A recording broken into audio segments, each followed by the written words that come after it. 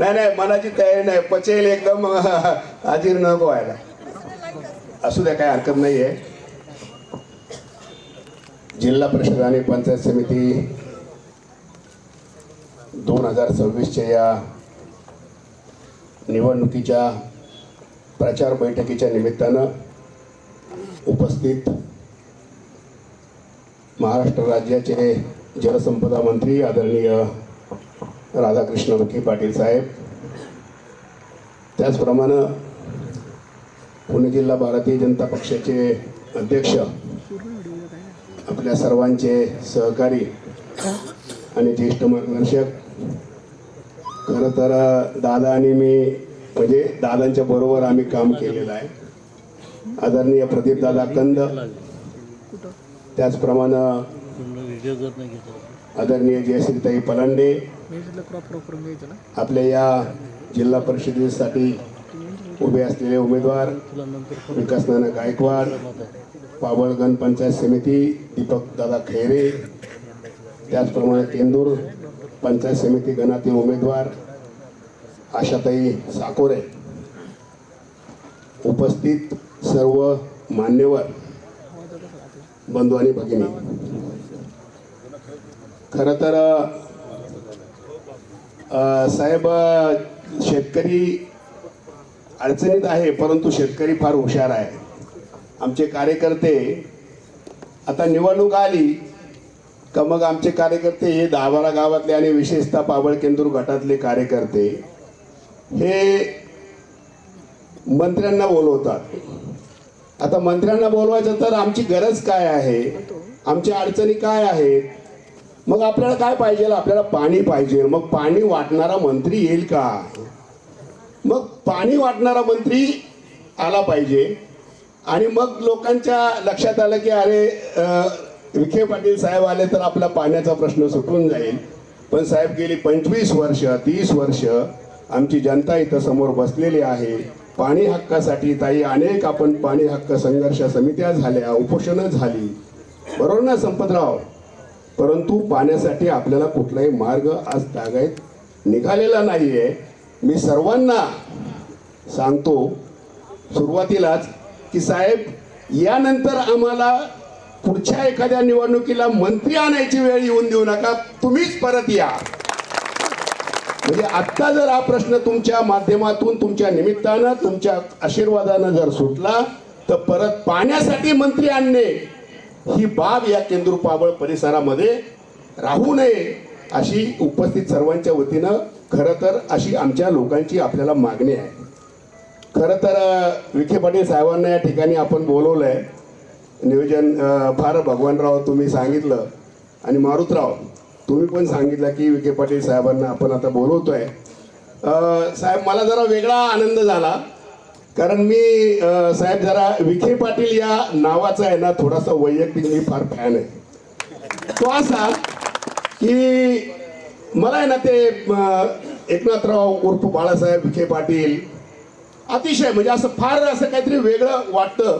आणि जेव्हा मी कधीतरी राहुरी किंवा प्रवरा किंवा लोणी किंवा तुमच्या मेडिकल कॉलेजवर आलेलो आहे, माझे एक मित्र तुमच्याकडे मेडिकल कॉलेजवर प्रोफेसर आहेत, तर तो पद्मश्री एक विठ्ठलराव विखे पाटील यांचं ते पुतळे वगैरे असे जर पाहिले आपण तर माणसाला वेगळं स्पिरिट निर्माण होतं, अतिशय वेगळ्या प्रकारचं स्पिरिट निर्माण होतं. मग त्याच्यातून माणूस असा स्फूर्ती घेऊन बाहेर पडतो. म्हणजे मला ते तुमच्या मला वाटतं आजोबा त्यांचं ते चित्र असं माझ्या डोळ्यासमोर कधी पण असं आलं ना की अशी पगडी फेटा बिटा वगैरे ते मिशा, फार असं अतिशय वेगळ्या प्रकारचं व्यक्तिमत्व आणि त्या कुटुंबाची परंपरा असलेले साहेब आपण निश्चितच दादा मला फार बरं वाटलं आणि आमच्या लोकांनाही फार बरं वाटलं.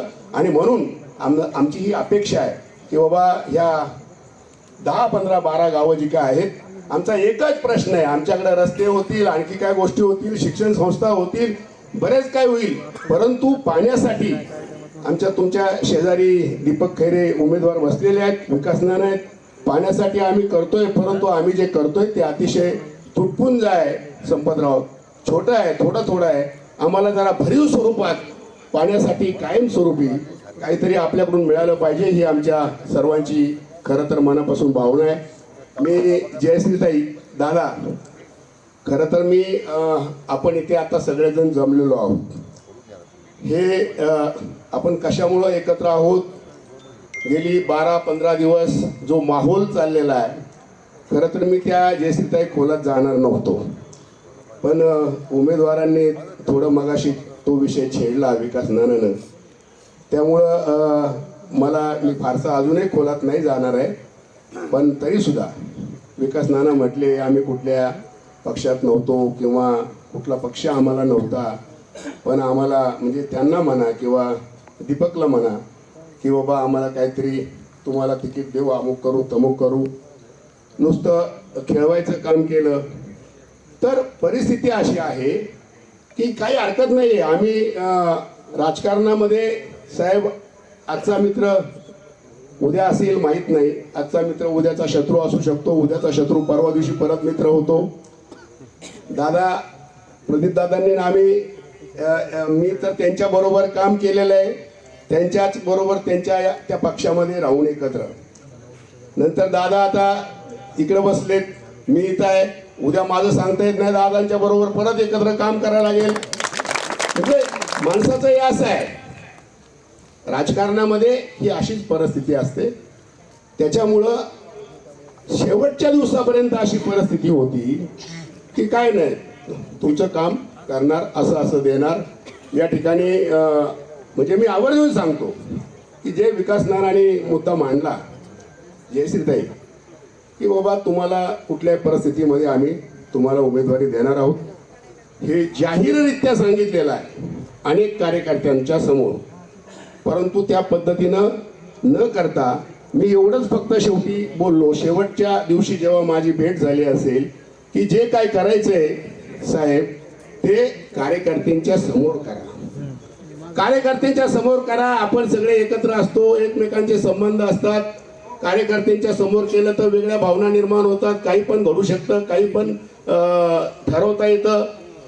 परंतु इकडे एक गोष्ट समजा अशा पद्धतीनं सांगायची, ठीक आहे उद्या कार्यकर्त्यांशी आपण बोलू, उद्या आपण बसू, आणि ऐनवेळी मग आता पत्रकार येत आहेत, त्यांना तर जास्त माहिती आहे, ऐनवेळी लगेच तुम्ही दुसऱ्या लोकांना उमेदवारी देऊन बातम्या जाहीर करायच्या.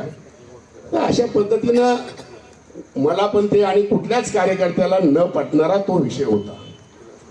आणि म्हणून थोडंसं विकास नाना इथं बसले, गेली त्याच्या अगोदर महिनाभर ते मला 3 दिवसात एकदा भेटायचे. साहेब काय होईल तुम्ही सांगा, तुमच्यासाठी मी थांबलोय, खरंच होईल का? म्हणलं अजिबात काळजी करू नका, गॅरंटेड. बरं गॅरंटेड का? तुम्हीच असं नाही, कुणीही तुमच्याऐवजी तुमचा भाऊ होईल, तुमचा चुलत भाऊ होईल, अमुक होईल तमुक होईल, पण होईल. आणि म्हणून त्यांनी सुद्धा सांगितलं तुम्ही सांगा, त्याच्या पुढं मी नाही, जे काय असेल ते मी ऐकेल. त्याच्यामुळं त्यावेळेस जी परिस्थिती होती त्यांनी मला विकास नानांनी विचारलं, आणि आज त्याच्यानंतर पण ज्या वेळेस हा विषय आला नाही तेव्हा, म्हणजे जेव्हा हे वरनं आपलं समाधान आपल्या कार्यकर्त्यांचं झालं नाही, त्यावेळेस विकास नानांनी विचारलं साहेब तुम्ही काय करणार, आम्हाला तुमचा सपोर्ट राहील का, मला पाठिंबा देणार का? विकास नानांना मी त्याच वेळेस सांगितलं की काही काळजी करू नका, म्हटलं तुम्ही लढायची तयारी असेल तर लढा, तुमच्या पाठीशी मी याचा अर्थ सर्व जनता, सर्व ओबीसी हा तुमच्या पाठीशी, तुम्ही सांगाल त्या स्टेजवर उभा असेल, त्याच्यामध्ये कुठल्याही प्रकारची हायगाय होणार नाही, हे मी त्यांना त्याच वेळेस सांगितलेलं आहे.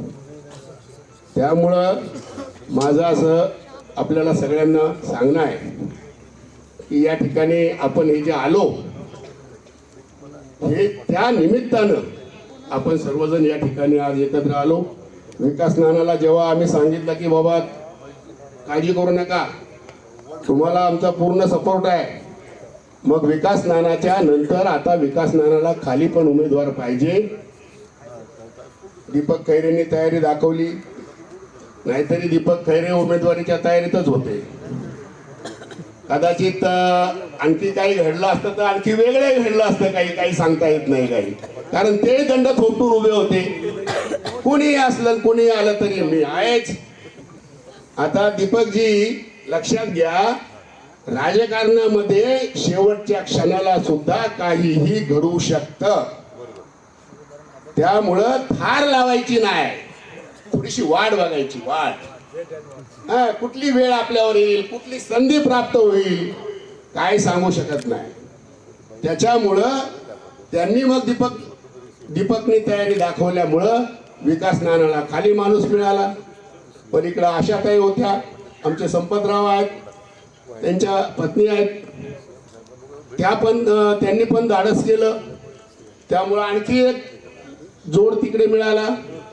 आणि म्हणून खरं तर हा सगळा जो घाट आहे, हा घाट रचला गेलेला आहे.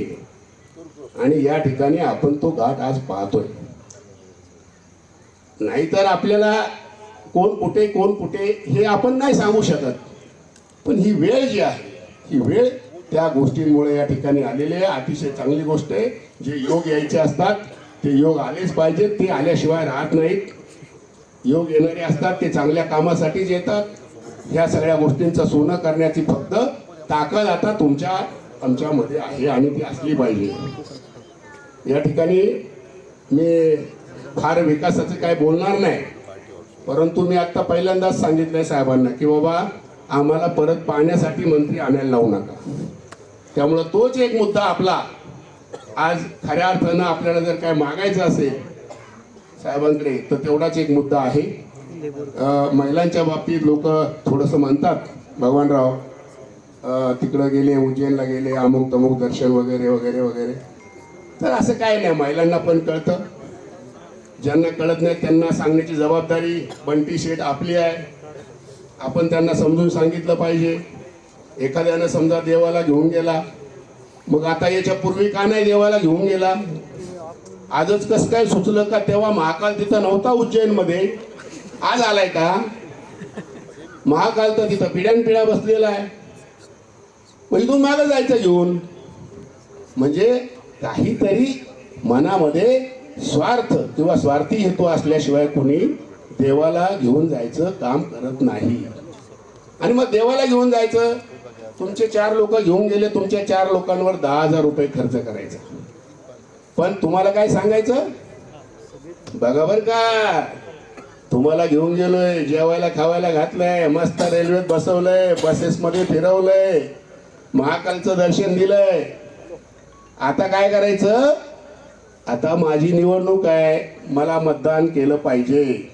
महिलांना मला विशेषतः सांगायचं आहे, बघा तुमचं मत म्हणजे तुमचं मन. आता मनाची किंमत मी तुम्हाला सांगायला नको आहे. तुम्ही कोणाला पण मन देणार का? अरे तुमचं मन म्हणजे बहुमूल्य आहे. मन म्हणजे तुमचा जीव आहे. आणि तुमचा जीव तुम्ही असा 2,000 रुपये किंवा त्या महाकालचं दर्शन घडवलं म्हणून कुणाच्या याच्यात वळून टाकणार का? त्या महाकालला तिथं वळून टाका, उज्जैनला जाऊन, इथं भीमाशंकरला जाऊन वळून टाका. इकडे कुठे? महाकाल तिकडे आहे, इकडे नाही. हा काळ आहे, काळ. ते आलेत लोक तक्रारी घेऊन, अडचणी घेऊन. मग आता मला सांगा, तुम्ही आता काळाला म्हणजे काळ सर्प त्याला तुम्ही खायला घालणार, प्रसाद देणार? अरे तो प्रसाद महाकालच्या तिथनं तुम्ही काय पावन करून आणलेला असेल तो या असल्या भानगडी न करणाऱ्या लोकांच्या पदरात टाका. यांना ती संधी द्या. म्हणजे हे कुठंतरी आपल्याला चांगल्या पद्धतीने उपयोगाला येतील. आणि हे असे जे काय गरीब, गोरगरीब, जे निराधार लोक आहेत, हे असे काही तक्रारी घेऊन येणार नाहीत. आणि आले तर हे लोक त्याचे निवारण तरी करतील. मी आता अधिक नाही बोलत आहे साहेब, त्यांना वेळ झालेला असणार आहे, पुढे जायचं आहे. मी दादांना एक सांगणार आहे, प्रदीप दादांना. दादा आपण आज तुमच्या मामाच्या गावामध्ये आहे. मामाच्या गावात नाही, आता मामाच्या घरात आहे. साहेब हे दादाचे मामा इथं राहतात, आता आपण इथं बसलो इथेच. आहे का? आहे. तर मला फक्त आपल्याला काय सांगायचं, ही आता सगळी जनता तुम्हाला माहिती आहे, काय विषय नाही काय. फक्त आता काय होतं, आपण इथून उठलो, मग अशी साहेबांनी सांगितलं, विखे पाटील साहेबांनी, की तुम्ही मला उद्याच परवाच, आता थोडं ठीक आहे आपली निवडणुकीची गडबड राहणार आहे, पण निवेदन द्या किंवा ती द्या प्रस्ताव वगैरे. तर काय होतं, आता निवडणूक झाली, उलटं पालटं काय होईल, उद्या आपल्याला यश मिळणार आहे. परंतु जरी झालं तरी मग परत येणार तो जो फॉलोअप असतो ना, तो फॉलोअप राहत नाही.